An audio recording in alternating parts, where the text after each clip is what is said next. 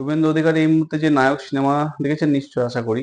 তো নায়ক সিনেমার যেভাবে একদিনের যে কাজ হয়েছিল সেভাবে কিছুটা জায়গা কিন্তু এই মুহূর্তে কিছুটা বলুন নতুন যেহেতু হার্ডলি 10-12 দিনের সময় পেয়েছে। তো সেই সময়ের মধ্যে কিন্তু এভাবে কাজ করছে। এটা আহ, খুবই ভালো।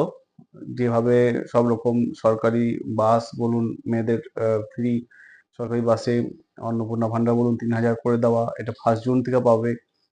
এমনকি পার্ক সার্কাস আসানসোল যেভাবে প্রবলেম হচ্ছিল, তো সেটাও কিন্তু যেভাবে রুখে দাঁড়িয়েছে, পুলিশকে যেভাবে ফ্রি হ্যান্ড দিয়েছে, এটা খুব গ্রহণযোগ্য। আর এটা কিন্তু সবাই বাহবাই বলেছে এটা।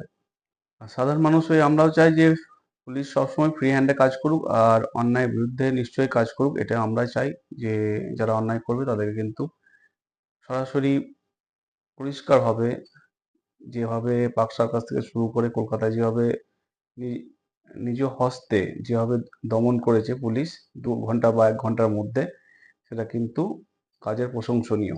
শুভেন্দু অধিকারী মহাশয়, যেটা আমাদের এখন সিএম, পুলিশ যেভাবে কন্ট্রোল করলো আহ, পার্ক সার্কাসের দিক থেকে শুরু করে সবকিছু এই মুহূর্তে যা আসানসোল থেকে শুরু করে যেভাবে 2-3 দিনের মধ্যে কিছুটা প্রবলেম হচ্ছিল, তো একেবারে আইপিএল খেলার মতন চালাচ্ছে, যেহেতু পুলিশকে ফ্রি হ্যান্ড দিয়ে দিয়েছে মুখ্যমন্ত্রী শুভেন্দু অধিকারী।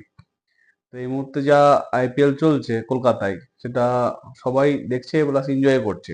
কিছু অন্যায় বরদাস্ত নয় বলেই দিয়েছে। অন্যায় কেন করতে হবে? অন্যায় যে করবে এই মুহূর্তে কিন্তু অবভিয়াসলি কিন্তু ভেতরে ঢুকতে হবে, এটা একেবারে বলে দেওয়া হয়েছে। আর পুলিশকে ফ্রি হ্যান্ড দিয়েছে, এটা খুবই ভালো। এটা আগের কিছু সরকার হয়তো সেভাবে দিতে পারেনি। 1 জুন থেকে কিন্তু সব রকম বন্ধ হতে চলেছে। কারণ কোষাগার থেকে যে জিনিসের দরকার নেই সেটা দেওয়া হবে কেন? এটা ঠিকই, এটা কখনো বাহ্য, মানে কেউই চায় না এই জিনিস যখন এইভাবে ভাতা দেওয়া হোক।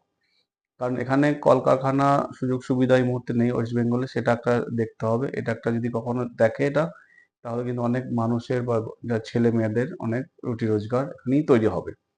স্কুল কলেজগুলো সব রকম দেখছে এই মুহূর্তে, কারণ সবে মাত্র 10-12 দিন সময় হয়েছে এসেছে। আর ফুল ফর্মে খেলছে এখন এই মুহূর্তে 10-12 দিনের মধ্যেই। তাতেই যেভাবে স্টেপ নিয়েছে, আগের সব রকম প্রশাসনিক ভাব দেখতো, অথচ প্রশাসনে সেভাবে ছিল না। সবাই হয়তো এবি বলে ডাকতো। তো যিনি এবি আছেন, তো তাকে কিন্তু অনেক নোটিশ পাঠিয়ে দেওয়া হয়েছে এই মুহূর্তে যা খবর।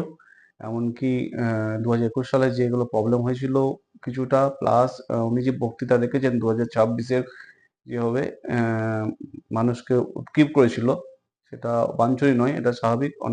অনেক রকম কথা, সেটা সাধারণ মানুষের ভালো লাগেনি।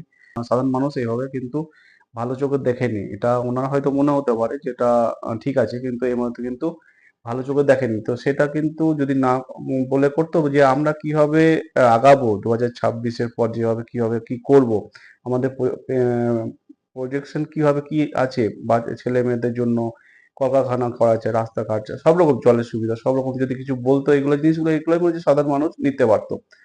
তো এই কারণের জন্য কিছুটা হার তো হয়েছে। আর বিপুল ভোটে জয়ী হয়েছে, সেটা দেখেছেন বিজেপি সরকার।